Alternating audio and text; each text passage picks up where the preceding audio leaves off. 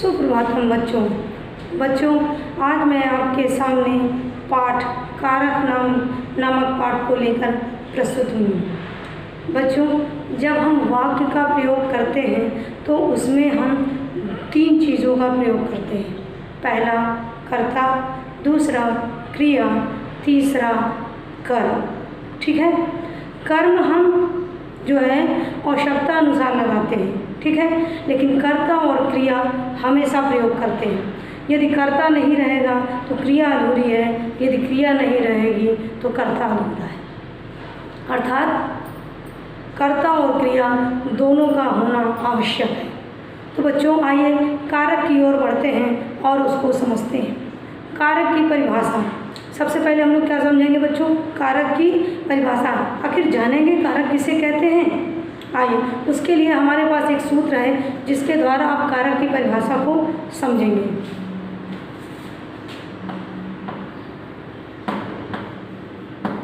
क्रियान्वयत्वम्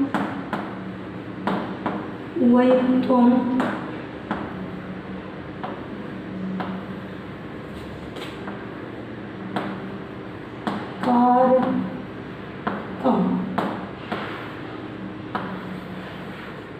बच्चों, ये सूत्र है क्रियान्वयित्वम् कारकम्।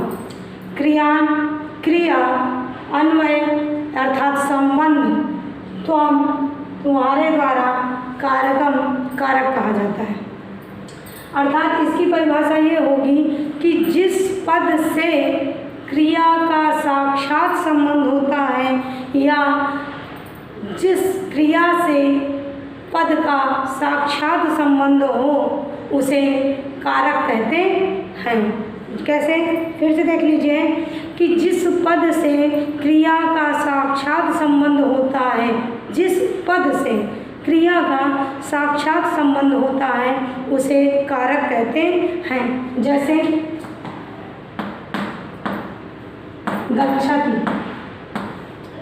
गच्छति क्रिया है, अर्थात जाने की क्रिया यानी गमन क्रिया कर रहा है, तो कोई गमन क्रिया कर रहा होगा ना।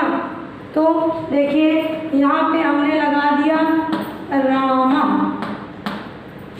अब गमन क्रिया हो रही है लेकिन किसके द्वारा हो रही है यही नहीं पता है, तो हमने रामा लिख दिया। अर्थात गमन क्रिया जो कर रहा है वो कौन है? राम है। यानी राम जो है वो गमन क्रिया कर रहा है। यानी राम कर क्या रहा है? गमन क्रिया यानी जाने की क्रिया कर रहा है। तो क्रिया का साक्षात संबंध राम से हो रहा है, अर्थात राम में क्या होगा? कारक होगा। राम में क्या होगा बच्चों? कारक होगा। तो मैंने आपको बताया था कि जिस पद से क्रिया का साक्षात संबंध हो, साक्षात अन्वय हो, उसे कारक कहा जाता है। आइए अब मैं कारक के प्रकार की ओर बढ़ती हूँ। ठीक है। संस्कृत भाषा में कारकों की संख्या 6 मानी गई है। कितनी मानी गई है बच्चों? 6 मानी गई है।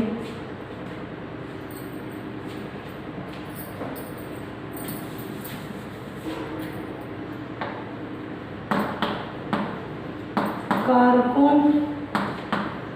की संख्या कितनी मानी गई है? 6। यानी संस्कृत भाषा में कारकों की संख्या 6 मानी गई है। ठीक। 6 कारक कौन कौन से हैं? पहला है कर्ता कारक, दूसरा है कर्म कारक, तीसरा है करण कारक, चौथा है संप्रदान कारक, 5वां है अपादान कारक, 6वां है अधिकरण कारक। अब बच्चों, आपके दिमाग में ये आ रहा होगा कि हिंदी में तो 8 कारक माने गए हैं, तो संस्कृत में 6 कारक क्यों माने गए हैं? तो बच्चों, आप इस चीज़ को समझ लीजिए कि संस्कृत भाषा में 6 ही कारक हैं।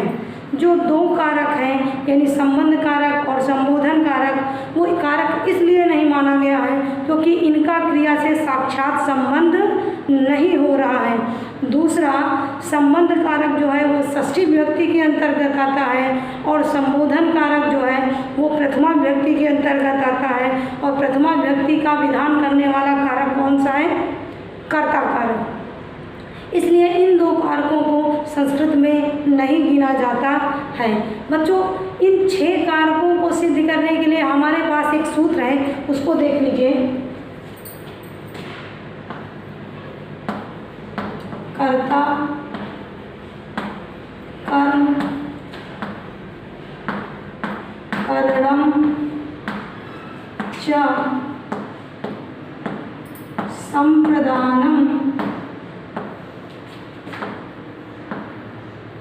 तथैव च।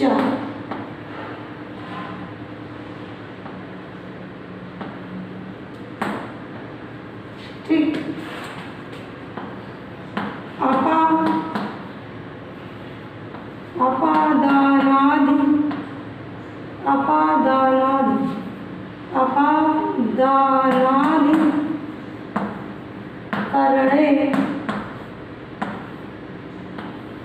अपादानादि करणे इत्याहुः कारकाणि सत्। ठीक, इस सूत्र को देखिए, मैं दोहराती हूँ। कर्ता कर्म करणम च संप्रदानम तथैव च। कर्ता कर्म करणम च संप्रदानम तथैव च अपादानादिकरणे इत्याहुः कारकाणि सत्। यानी सट माने क्या होता है बच्चों? 6। कारकाणि माने क्या होता है? कारक। इत्याहु माने इस प्रकार कहा जाता है। यानी कर्ता कर्म करण संप्रदान अपादान और अधिकरण, इस प्रकार संस्कृत भाषा में 6 कारक कहे जाते हैं। इस सूत्र का अर्थ है, यानी हमें हमारे सामने यह सिद्ध हो रहा है कि संस्कृत भाषा में 6 ही कारक माने गए हैं। अब आइए, ये तो हो गए हमारे 6 कारक, ठीक है। अब हमें इन कारकों को समझने के लिए हमें कारक विभक्तियों की ओर बढ़ना पड़ेगा, अर्थात कारक विभक्तियों को जब हम समझेंगे तभी हम 6 कारकों को समझ पाएंगे। तो बच्चों, कारक विभक्ति की परिभाषा ये होती है कि कारक का ज्ञान कराने के लिए, कारक का ज्ञान कराने के लिए जिन प्रत्ययों का हम लोग प्रयोग करते हैं, यानी जिन प्रत्ययों का प्रयोग करते हैं, उसे कारक विभक्ति कहा जाता है। बच्चों, संस्कृत भाषा में कारक विभक्तियों की संख्या कितनी होती है? 7। कितनी होती है? 7 होती है। यानी 7 कारक विभक्तियाँ होती हैं और 6 कारक होते हैं। आइए देखते हैं।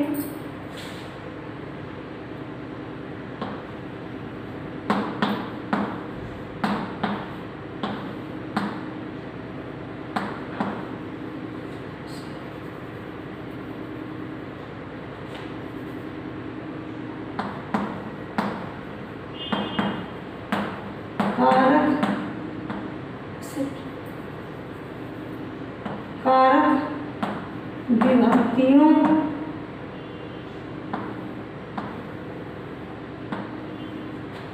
की संख्या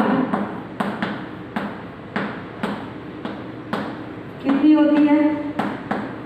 7। कारक विभक्तियों की संख्या कितनी होती है? 7 होती है। ये जो 7 विभक्तियां हैं, इनके द्वारा हम 6 कारकों की पहचान कर सकते हैं। इसीलिए मैंने आपको परिभाषा बताया। इस परिभाषा को फिर से आप समझ लीजिए। कारकों का ज्ञान कराने के लिए जिन प्रत्ययों का प्रयोग करते हैं, उसे क्या कहते हैं बच्चों? कारक विभक्ति कहते हैं। ये कारक विभक्ति संस्कृत भाषा में 7 होती है। यानी कारक विभक्तियों की संख्या कितनी होती है बच्चों? 7 होती है। और कारकों की संख्या कितनी होती है? 6 होती है। यानी 6 कारक होते हैं और 7 विभक्तियाँ होती हैं।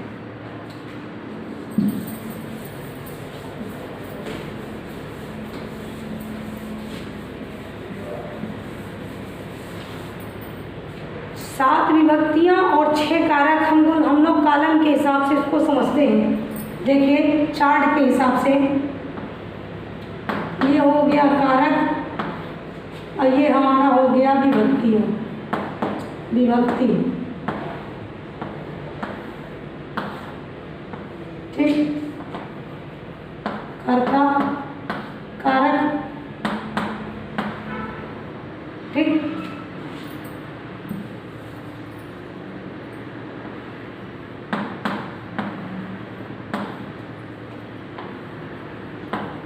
कर्म कारक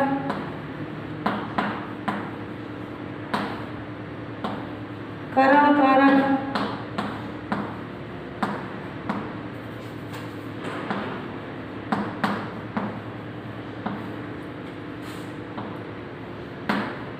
संप्रदान कारक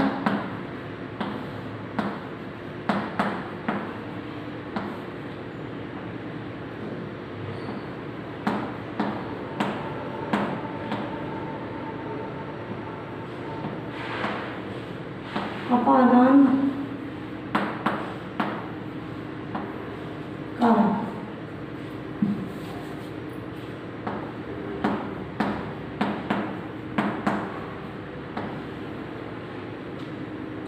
पहला, दूसरा, तीसरा, चौथा, पांचवा, छठा। विभक्ति कर्ता कारक को प्रथमा विभक्ति,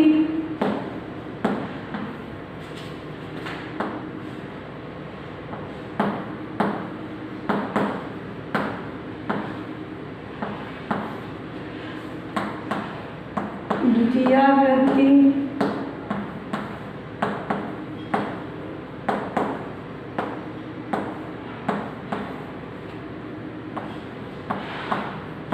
तृतीया विभक्ति,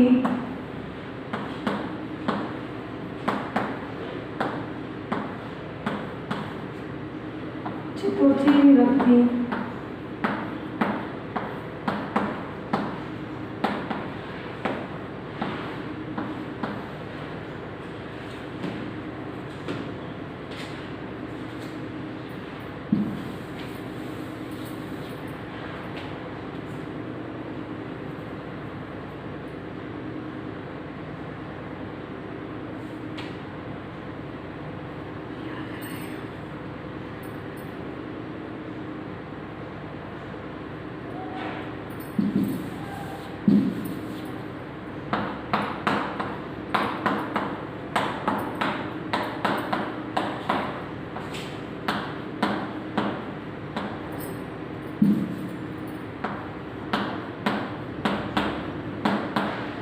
अपादान कारक,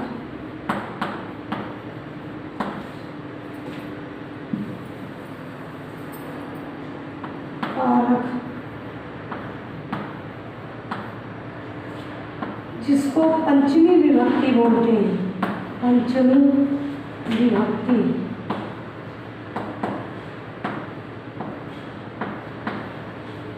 ठीक। षष्ठी विभक्ति,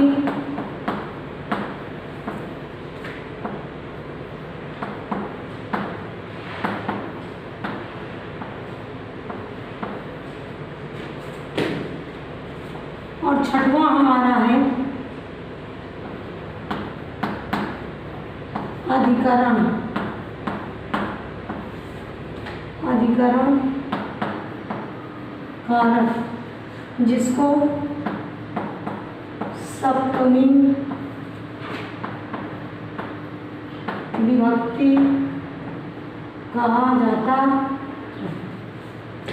आइए देखिए, इसको ध्यान से देख लीजिए। कारक और विभक्तियाँ।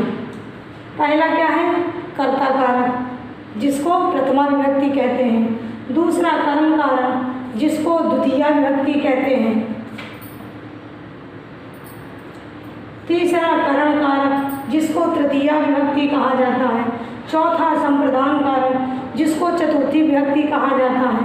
पांचवा अपादान कारक जिसको पंचमी विभक्ति कहा जाता है।